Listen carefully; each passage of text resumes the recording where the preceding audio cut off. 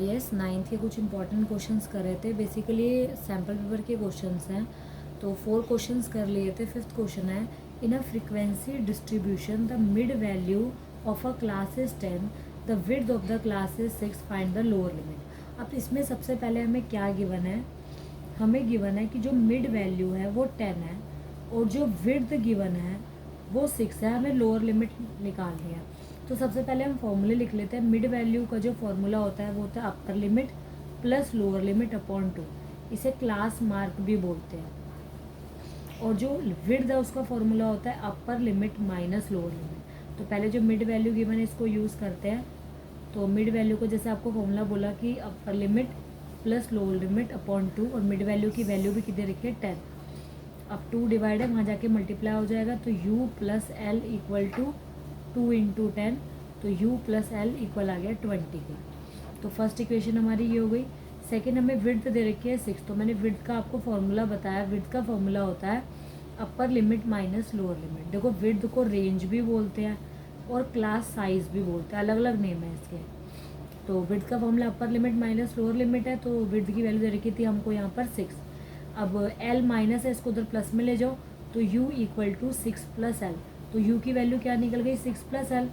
अभी जो हमने फर्स्ट इक्वेशन बनाई थी इसको यहाँ दोबारा लिख लेते हैं, u plus l equal to 20। तो यहाँ पे हमारी u की वैल्यू कितनी आ गई 6 प्लस एल। तो यहाँ पर u की जगह पर हम क्या पुट कर देंगे 6 प्लस एल इक्वल टू 20। अब ये 6 प्लस इधर आके माइनस हो जाएगा और l प्लस एल 2l हो जाएगा। तो 20 में से 6 गया 14 इक्वल्स टू 2l, 2 इधर आके divide, l equal to 14 upon 2, ये कट हो गया, 2 1 ज़ा 2 7, तो l की वैल्यू कितनी आ गई 7। तो मतलब हमारी जो लोअर लिमिट है वो 7 है। अगर बाई चांस आपसे अपर लिमिट पूछी होती तो क्या करते, l की जगह पर 7 पुट कर देते, तो इन दोनों को प्लस कर देते तो अपर लिमिट आ जाती। बट क्वेश्चन में लोअर लिमिट पूछी तो लोअर लिमिट का आंसर है 7, तो आपका आंसर हो गया 7। Next question, 6 question in the given figure find the value of x। अब यहाँ हमें फिगर में दिख रहा है डायरेक्ट कि यहाँ पे ये लीनियर पेयर बन रहा है, हिंदी में रैखिक युग्म बोलते हैं। तो इसे कैसे लिखेंगे, 40 plus 4x plus 3x equals to 180, bracket में लीनियर पेयर और रैखिक युग्म। अब यहाँ पर 40 का 40, 4x प्लस 3x हो जाएगा 7x इक्वल्स टू 180, 40 प्लस इधर आके माइनस हो जाएगा 180 माइनस 40, 7x इक्वल टू 180 में से 40 गया, ये बच गया 140, 7 मल्टीप्लाई इधर आके डिवाइड, 140 अपॉन में 7, 7 को 7 1 7 20, तो x की वैल्यू आ गई हमारी यहाँ पर 20। देखो सबसे पहले 4x प्लस 3x यहाँ पे 7x हो गया, 40 प्लस था इधर आके माइनस, तो 180 में से 40 गया 140, 7 मल्टीप्लाई इधर आके डिवाइड, तो x की वैल्यू आ गई 20। तो A option is correct. Next question, next question number 7th है, the class mark of this interval. अब आपको इंटरवल गिवन है, आपको क्लास मार्क निकालना है। तो पहले इंटरवल लिख लेते हैं 130 से 150। तो अभी मैंने आपको पीछे वाले क्वेश्चन में क्लास मार्क का फॉर्मूला बताया था, upper limit plus lower limit upon 2।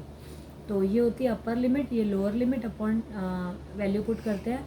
तो अपर लिमिट मतलब बड़ी लिमिट, तो बड़ी लिमिट क्या है 150, और लोअर लिमिट मतलब छोटी लिमिट मतलब 130 अपॉन में 2, दोनों को प्लस कर लो, तो 0 5 और 3 8, 280, 280 को 2 से डिवाइड करना है, तो आंसर आएगा 140। तो क्लास मार्क हो गया 140। अब आपको मान लो क्लास साइज भी निकालना होता, तो क्लास साइज का फॉर्मूला है upper limit minus lower limit, तो इन दोनों को माइनस कर देते सिर्फ। Next question, find the value of this polynomial if x equals to -1। अब आपको पॉलिनोमियल गिवन है 5x minus 4x square plus 3। अगर x की वैल्यू -1 है तो इसकी वैल्यू निकालो। तो जहाँ जहाँ पर x है वहाँ पर हम क्या पुट कर देंगे -1। तो 5 ब्रैकेट में -1, 4 -1 का स्क्वायर प्लस 3। अब 5 को -1 से करेंगे -5 -4, -1 को 2 बार मल्टीप्लाई करेंगे, -1 इंटू 1 इंटू -1, तो 1 1 माइनस माइनस प्लस 1 1 ज़ा 1, तो यहाँ 1 आ गया प्लस 3, -5 का -5, 4 1 ज़ा, ये दोनों मल्टीप्लाई होता है, 4 1 ज़ा 4 प्लस 3, अब माइनस माइनस प्लस, तो -9 plus 3 plus minus minus, answer आ गया -6। तो A option is correct. Next, the angles of a triangle are in the ratio of this, the triangle is. आपको एक ट्राइंगल के रेशियो दे रखी है 5:3:7। मैंने आपको बताया था बेटा, जब भी रेशियो दे रखी है उसको हम क्या मान लेते हैं x। तो जो हमारा पहला एंगल है वो हमारा हो जाएगा 5x, और जो दूसरा एंगल है वो हमारा क्या हो जाएगा 3x, और जो तीसरा एंगल है वो हमारा हो जाएगा 7x। अब मैंने आपको बताया था ट्राइंगल के तीनों एंगल का सम किसके इक्वल होता है 180 के, तो इनको प्लस कर लेते हैं। तो 7 और 3 10 और 5 15, 15x इक्वल्स टू 180। अब 15 मल्टीप्लाई इधर आके डिवाइड हो जाएगा 180 अपॉन में 15, इसे कट कर लो। 15 1 ज़ा 15, 30 बचा, यहाँ से 3 बचा 2, तो x की वैल्यू आ गई हमारी 12। 15 1 ज़ा 15, एक बार डिवाइड कर लेते हैं यहाँ पर। 15 1 ज़ा 15, यहाँ से 8 में से 5 गया 0 2, तो 15 में 13 कब आता है 2 का, तो x की वैल्यू कितनी आ गई 12। लेकिन हमें x की वैल्यू नहीं निकालनी थी, इसमें बताना था कौन सा ट्राइंगल है। तो देखो पहला एंगल था हमारा 5x, दूसरा एंगल था हमारा 3x और तीसरा एंगल था 7x। तो इसमें वैल्यू पुट करते हैं 5 का 5, x की जगह पर 12 पुट कर लेते हैं, तो 12 5 ज़ा 60, तो पहला एंगल आ गया हमारा 60 डिग्री। सेकेंड 3 का 3, x जगह पे 12, 12 3 ज़ा 36, तो हमारा नेक्स्ट एंगल आ गया 36 डिग्री। फिर 4 7 इंटू 12, 7 2 ज़ा 14, 7 7 84, थर्ड एंगल आ गया 84। तो हम बताते हैं हमारा ट्राइंगल कौन सा है। तो देखो सबसे पहले acute angle triangle, acute angle triangle जिसमें तीनों एंगल 90 से छोटे हो, तो ये भी 90 से छोटा है, ये भी 90 से छोटा है, ये भी 90 से छोटा है, तीनों 90 छोटे हैं, इसका मतलब आंसर हो गया एक्यूट एंगल ट्राइंगल। अब एक बार बाकी ऑप्शन भी देख लेते हैं, जैसे इसमें बोला ऑब्ट्यूज एंगल ट्राइंगल। देखो ऑब्ट्यूज एंगल ट्राइंगल में एक एंगल 90 से बड़ा होना चाहिए, लेकिन इसमें तो कोई भी एंगल 90 से बड़ा नहीं, इसलिए ऑप्शन नहीं है। फिर राइट एंगल ट्राइंगल में एक एंगल 90 होना चाहिए, तो 90 नहीं है, तो ये भी नहीं है। और आइसोसेलेस में दो एंगल सेम होने चाहिए, दो एंगल सेम नहीं, इसलिए आंसर हो गया एक्यूट एंगल ट्राइंगल।